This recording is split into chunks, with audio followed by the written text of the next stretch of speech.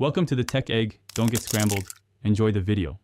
You start by confirming your iPad and Final Cut Pro are updated, then import every camera angle into a single event so clips stay together.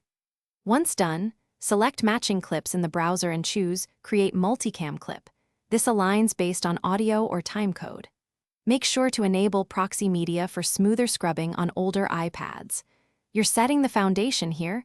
Correct imports and proxies prevent sync headaches later on. Now you open the multicam clip and inspect angles in the angle viewer so you see what you'll switch.